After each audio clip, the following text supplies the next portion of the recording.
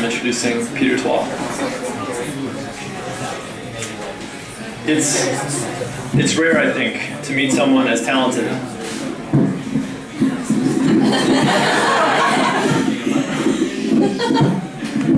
Hey. It's rare, I think, to meet someone as talented as Peter. Someone that thrives with an engineering background and is just as capable with compassion and the human soul as he is with circuits or transmitters. He's working on a collection called Airplane Mode, with the compounded stress of a single flight. It's poetry that's character-driven, often hilarious, with Peter being the central character, an extension of himself, a blur of pop culture and television and self-meditation, the need and the guilt we experience as we people watch, as we judge our peers and ourselves. About 1 million people are wearing those Bluetooth headsets, the narrator tells us, and I refuse to believe they're all important. Some of the creations you'll encounter tonight include Drink Lady and Seatbelt Lady, and the ominous French couple. This is poetry that moves at the speed of thought. Part confession, part autocorrection. It deals in the anxieties attached to travel and love, figuring out what our minds are supposed to do, trapped in the non-space of economy class. Suddenly our view of the plane transforms as the narrator bends his creations to fit the Oregon Trail, and our trusted pilot says, keep livestock out of the center aisle in case of an emergency showdown. Just this semester, Peter's work has shown up in Bat City Review and the New Orleans Review.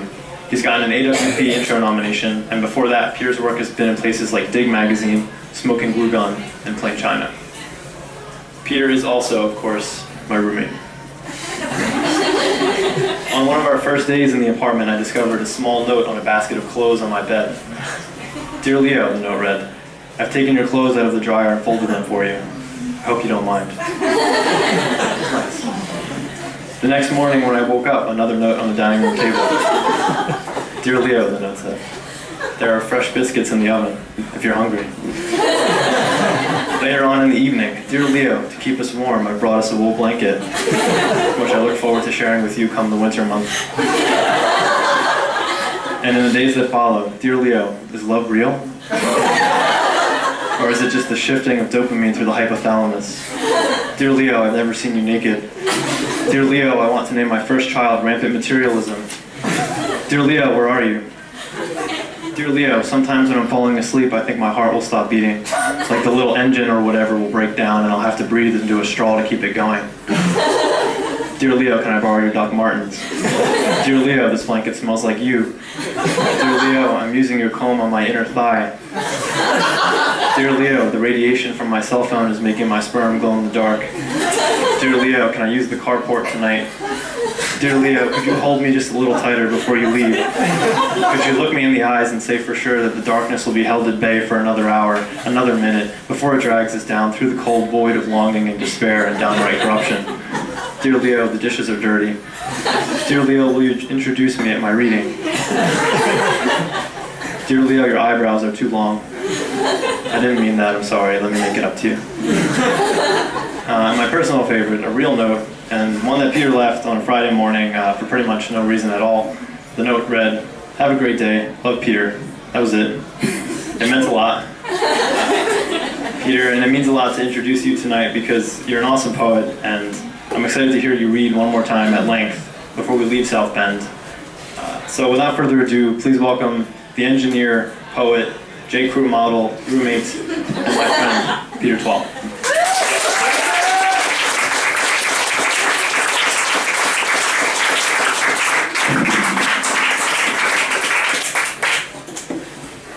Hey everyone, that was lovely. It's always like a double-edged sword asking me to introduce you because it's like now I have to get up and read after that. But that was very generous, thank you, I really appreciate it. So as Leo mentioned, I'm reading from something called Airplane Mode. And I'm just going to start with a couple short quotes that kind of inspired this series. One is from James Murphy, the former frontman of LCD Sound Systems when they're still around. Hey, hi, hey, hi, geez. Sometimes we just start talking to each other and then it's just like a personal conversation. Then I go, oh shit, there's all of you and thanks. And this is from Dan Harmon, the creator of the TV show Community, which was, it's just like the single like most, I guess, influential thing on this piece of work. I am absolutely and inherently self-destructive in that I am always making sure I'm doing what I want to do. Okay. This first one's called airplane mode. I flail like you wouldn't believe sometimes, but it's fine, because it's mostly in airports and looks just enough like running. About 1 million people are wearing those Bluetooth headsets, and I refuse to believe they're all that important, so I'm like, somebody get me an effing tuxedo. And no one does. On the plane, the French couple scoffs at a cover of a man, laughing and playing with a dog, like they can't believe we're still this into laughing and dogs, and right about now I so wish weaponized lasers were pocket-sized. A few seconds. A text. Aaron. Just finished family photo shoot. Me. I don't think this French guy and his wife like me. Huh? Ha, seriously kidding. The lady showing us how to put on a seatbelt must be this other guy sitting across from me's type, because his eyes go far away and he lays a sweater over his lap. She's got a rock on her finger, weird shaped like a kidney stone, but it's not scaring him off. I'm thinking sitcom. I'm thinking, are we taping? I'm thinking, I want to be Don Draper. Or at least slouch like he does when he drinks scotch. I'm like, somebody bring me a fucking scotch. And somebody brings me a scotch, and I sit for a minute with the drink, legs crossed, palm facing down, fingertips gripping the rim of the plastic cup. We are all appropriately quiet. Then the French guy says his lines in French. The pilot says taking off, and the seatbelt lady doesn't say anything more. I start a few napkin sketches of laser advertisements, but stuff them into my pocket, and Aaron, I love you. And this will only be mine for a little while longer. Soon I'll start listening to it. Aaron, wait, what? Nostalgia. The seatbelt lady looks flustered. She's the drink lady now. She asks if I want anything else, but I'm like, I don't trust revolving doors. I'm like, I would describe my voice as a steak dinner voice. I'm like, I try to out-emote drive-thru employees when they sound too happy. She walks away. This little boy with hair like pine needles tugs at a sweater guy's sleeve next to me. He's like, Dad, the moons just glow in the dark, right? Sweater guy looks up ahead at drink lady, sits one leg over the other. He doesn't answer the kid, but I'm thinking, I went to college. I'm thinking, that kid is so wrong. The stars are pretty, distracting tonight. And it's my serious moment, so I'm thinking someone somewhere underneath us is trying to take a picture with one of those guys dressed up in like a cow suit outside of a fast food joint, and later tonight, that suit guy will go home and load hollow points into every gun he has. I put on the appropriate face, more scotch. Pine hair boy makes like a forgetful face, and drink lady is bending down. Sweater guy fortifies sweater defenses. It gets me thinking. I pull out the same napkin and nervously scribble, break out the old glove, son. Let's play catch until our arms fall off, and you bring the baseballs, I'll bring the arms. But I hide the paper like a schoolyard kid stuffs the frog he accidentally killed in his back pocket when the teacher walks by. It's called fight or flight. Aaron, haven't you ever wanted to travel through time? I'm listening to people talk in their sleep, and I don't want to. Then the pilot says turbulence. His words spin into view like a newsreel. I'm thinking old movies. Pine Hair Boy has me thinking about what newsreel headlines look like on the moon, but the plane doesn't really shake. It loses its mind. All of this could use narration, so I'm like, that kid needs a contact sport. I'm like, more scotch than I should. Drink lady is seatbelt lady again. Sweater guy looks pretty sweaty, and the movie playing on the little screen is close to the part where everyone finds out the good guy is really a coward, but the actors can't say their lines for shit. The French couple definitely says so angrily, but still in French, and the seatbelt lady is closing in. Sweater guy's like, bathroom. Everything starts happening on a small TV only I can see. I'm like, you can't. I'm like, the seatbelt sign is on, and I slam down my plastic scotch cup. Seatbelt lady is close now. I tighten a fist around the napkin in my pocket. I'm thinking I might punch him, because an airplane can't like have a weapon to kill me. And Pine Hair Boy's like, Dad, look, I'm wearing my seatbelt. And Drink Belt Lady says, Sir, I need to see your seatbelt, and wham. My fist, his face, inside my head, and then Aaron, I just punched someone. Vous excusez? Just in time, because back outside, the French couple turns up their background voices, and Pine Hair Boy won't stop with the Dad, look, I'm really wearing my seatbelt. Sweater guy, he's so trapped, and everyone's sleep talking, and me, I'm trying, but Aaron, I'm just like the napkin, just drowning in it all. Stalemate. I've got skittish hands in this tiny bathroom. I'm washing imaginary blood off my knuckles.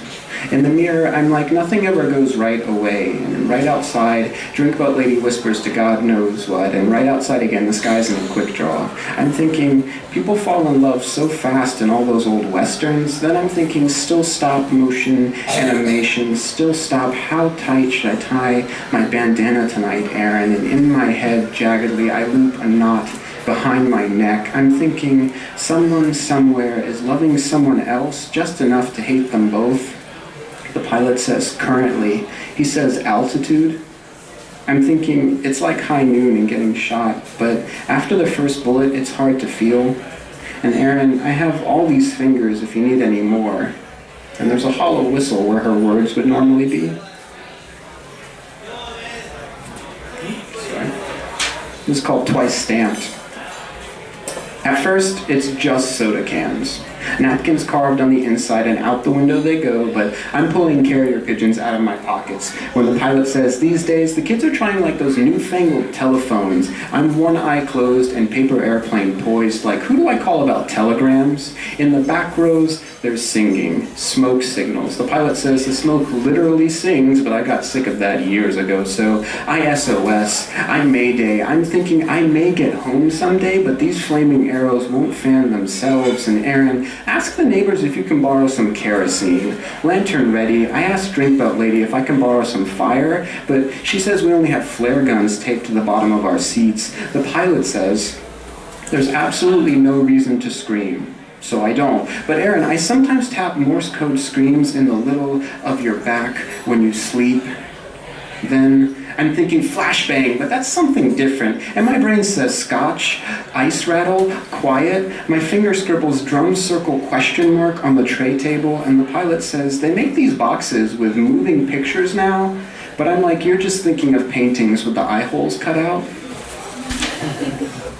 Lost at air. With the last of the ink in my fingers, I stutter. On this airplane for days, Aaron. Really, Chipper, the pilot says we've run out of soft drinks and hard drinks and those little peanuts. Faint crying crawls up from the back of the plane. I'm like, what about the napkins? Beards everywhere. Drink Butt Lady scratches the leg hair poking through her pantyhose. I pull out the safety card, and on it are devious faces, and under them are words. And some of the words say, you can only start eating each other after every last bit of the seats on board have been eaten. The words say, this is basic survival common courtesy, but also a weight concern if you're stuck in the air forever. Right after that, the safety card says how to put on a seatbelt, and the faces burn with accomplishment. I'm thinking, I've never started a fire with a scotch-soaked napkin and 2 halves of a toothpick. And the French couple isn't at their seats, so they're clearly fucking in French in the bathroom to stay warm.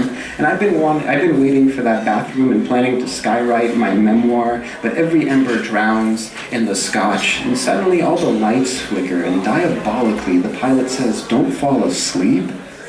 The sound of scratching grows violent while Sweater Guy carves another tally mark into his tray table, and for the first time, I notice Pine Hair Boy even starts growing a pine hair beard, and his eyes are just as hairy, and with a quivering madness, the pilot says there's no telling who'll be eaten first.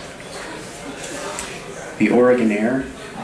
I've got 6 bullets left, and I will shoot every goddamn bison on this plane. The pilot says, Pine Hair Boy died of dysentery, but I'm like, never rest. Next to me, Sweater Guy faints. The air smells like 19th century decay and wool because we are all dying slow, all mold on the underside of our wagons. I see people from my window wrenching away with bleeding fingers, trying to rip off the wings so they can tie them to the side of their seat wagons. Everyone's like, whatever gets us there in less than 3 pieces, and then they all faint. I'm thinking, how do I get out? But never rest. One hand itches the stubble under my chin, and the other grips the safety card shank I sharpened last night. The pilot says, tumbleweed woman fainted. He says, do you want to rest? But I just spit imaginary tobacco into my plastic scotch cup. I'm thinking I might murder. I might do whatever it takes to get us there. Aaron, if you eat rabbit, I can murder that too, in less than 3 pieces. They say they have all the peanuts and soft pretzels you could want. The sky floats cloudless around my head, but then the pilot says, drink belt lady fainted. The pilot says, everyone has dysentery now. The pilot says, the pilot fainted, but me, tonight and every night, I'm keeping watch. I'm keeping an eye out for the French couple of thieves who strike after the fire, suffocate themselves, the ones who take everything without a face and for dead. Plane heists and other undesirables. Rolling across the exit row, Tumbleweed Woman smells like Old Baby and perfume powder. But me, I'm like Lip Twitch. A buzzard on board, or maybe just a microwave buzzing. Pretzel crumbs blow by with a wanted poster for Prickles Pine Hair Boy and the Fritzy French gang, all wanted for staging a coach robbery, and I grit my teeth. I'm like Aaron, not around my economy class, not while I'm sheriff with no name. Far off, Prickles stomps his light-up sneakers down the aisle, bathroom-bound, no spur, but all spurn. I'm like Lip Twitch again, and the pilot says, that one Western whistle you all know, and every pair of lips on board puckers into a chorus for us, but then only because I'm not sure about livestock on planes, I'm thinking, where did I leave my horse? And the pilot says, keep livestock out of the center aisle in case of an emergency showdown. Everyone's hiding in their saloons and suit shops, but Tumbleweed Woman tumbles across once more, and Pinehurst Boy is now close enough for me to smell the drink and soft pretzel on him. We freeze under the heat of the overhead lights. He's giving me a look like a bull, but also not at all. I'm thinking the pilot forgives, but I don't.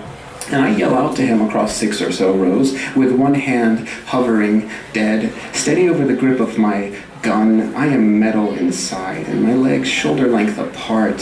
I'm like, surrender, and I'll still probably shoot you, and he just geysers tobacco into a nearby tin can. And the pilot, he says sound effect. He says, ding. It's called sky falling. Jacket cut in all the right places, I am trim and bullet holed.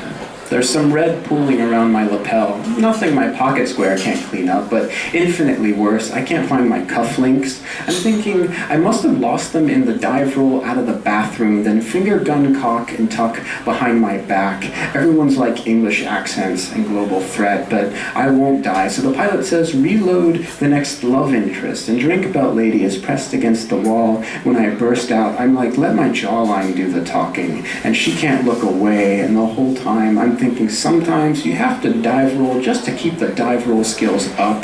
And now finger brush hair back better than any comb. A pile up of cop cars, sirens and steel, exploding into view. Bullets echo, whistle by my ears through Drink Belt Lady's hair, and Aaron, I'm about to become the best kind of reckless, like losing a tail in an elevator. The pilot says, dice roll. He says, be suave. I'm like, another drink, and adjust my imaginary cufflinks. Drink Lady's like, sir, take your seat, please, but I'm just like you, your face. It's the most beautiful car crash anyone has ever seen. Colossally. I'm thinking when above Rome, sweater guy in his golden sweater armor wheels the drink cart chariot down the aisle towards me. I alone hold this line, and I alone force my way into the phalanx, slay the French couple, and charge forward. Tumbleweed Woman advances with her oversized purse mace, swinging it overhead, and I am keenly aware of my surroundings, of my left bicep glistening in the glow of my other exceptional bicep. In this sobering moment, I sip ginger ale. Flat, then shield myself from her swing, sidestep. Airmall magazines trail in the wake of Sweater Guy's chariot. I'm thinking someone somewhere underneath me is missing a dead person, but I eclipse all with my delts. Their phenomenal stretch, my arms strong, the veins crack across like concrete in heat, and I lunge. With my mini toothpick sword, between the shoulder blades of Tumbleweed Woman, I strike, I taste, I become. The pilot says, are you not entertained? By the in-flight entertainment and the first-class passengers shout for more wine and thin cookies, my traps, my tries, my gluteus maximus, everyone can hear the lions, yet to be let loose, scratch the insides of the bathroom, cooped up. I'm thinking we all are. The seatbelt sign flashes, a small thumbs down light flashes next to it wildly as I withdraw my weapon and Tumbleweed Woman falls. The pilot says, you are free to move about the mayhem. and the green vacancy light fools an unsuspecting passenger into certain discomfort. There's the mauling of bone, and then this, skin ripping off body like the saran wrap over our foul in-flight lasagna. I'm thinking trapdoor indeed. The pilot says, the thin line between humanity and my calves. I'm thinking, could my calves be any more boulder-like? Just a couple more. It's called Woke Up This Morning. And yeah, a lot of do-good in my eyes. The gun left behind in the bathroom, taped to the lid. I later left in the aisle, open, my fingerprints singing my praise, the ringing of the shots, the first guys I ever popped, fire. Crackers on the tray tables, lasagna, spilling over. The pilot says there's a backdoor poker game going on by the butchers with all these heads saying words like made men and bloodbath and made a guy bleed because he sat on a pair of threes till the river. I got a couple stops to make first because I'm thinking I'm a crime. Lord, I'm so slicked back. My suit wrinkles in the bathroom confessional booth. I'm like, for these and all the sins, I am sorry. A little crackle, the pilot says, I don't get involved in affairs of the heart. And I'm 9 signs of the cross closer to sainthood, and Pine Hair Boy's there waiting for his turn by the door. His eyes sinkhole when my hands leap to the back of his neck. I'm like, I know it was you, Pine Hair. I've got everyone else on the take, and my peanuts are gone. I'm like, you broke my heart. And his whole face craters in guilt. But the pilot says scram. He says drink about ladies coming, and I'm like dead serious, gone, washing my hands with so much dark. I'm thinking the word penance is the first to come to mind, but it's not the right one. And then I'm in the back like a blink. I'm like, by the time you take your seat, just one of those shadows playing cards. It's better when we pretend. It's funny. Not a word from my seatbelt this whole time. I'm thinking I should make the seatbelt say something before this plane goes down. But instead, there's more scotch in my plastic cup, and I ruminate. Right after, I stare at Sweater Guy until he looks back. I'm like, I started writing these poems in a moment of panic when I realized my favorite TV show stopped being funny, and I need you to understand me. Sweater Guy looks back at his little screen and just doesn't laugh at the part 3 other people on the plane laugh at. I'm thinking dramedy is the new comedy anyway. I'm like dramatic music, and now I might crash this plane ironically, out loud to everyone. I'm like, how does this make you feel? That's when the pilot says comic relief. The pilot, he says laugh track, but instead in comes everyone's least favorite kind of silence. It dampens our clothing. Pine Hair Boy looks the stickiest of all. It's in my head that he'll start growing hair like all over in the next few pages. But I've never broken anything before, so I kill him off. Suddenly, this is art. Sweater Guy doesn't react because I didn't develop him enough yet to care, and I want more of something else. I'm thinking installation piece. I'm thinking I'm thirsty. I can't remember where I put drink about lady, so instead there's scotch in everyone's plastic cups, and then their pockets, and then their mouths, and no one moves, and I don't stop. On their faces, I can see it, with scotch up to their chests. Everyone's like air. They're like scatter, and legs thrash, but the overflowing gold slows them. They're all eyes burning, and my fingers tingle. In the back of the plane, Tumbleweed Woman goes under. First just her lips, but then her whole head, and the French couple Frenches before they go down too, and Sweater Guy sinks completely without blinking at all, and me, I'm writing life vests into lead bricks, and not laughing. I'm making the pilot, voice sturdy as steel, say over the intercom, a pilot must go down with his plane. Last one. This is called When It Got Cold, We Burned. In love. Napkin crumpled, my frame thins in this air pocket. Some bumps. Planes of thought like, I've wanted to live in a fire escape my whole life flight. Or just escape. Dying to be every shadow puppet you ever make with those little fingers isn't so bad, except I just heard on the news it's like the unhealthiest thing ever. And the pilot says that just in. He says, now look out of your windows. Something about a mirror dressed just like you. I don't. Every day someone reminds me my whole face is one big cowlick, but somehow I'm still thinking, follow you home. Then I'm just thinking. It's school picture day in my head, and flash. Blind. I miss the headlines connecting the loss of memory to Aaron. I'm still using your toothbrush just to remember what you taste like. And when I most expect it, the pilot says, we're talking every fiber of your goddamn humanity. But I'm like, let's talk initial descent. Thank you, guys.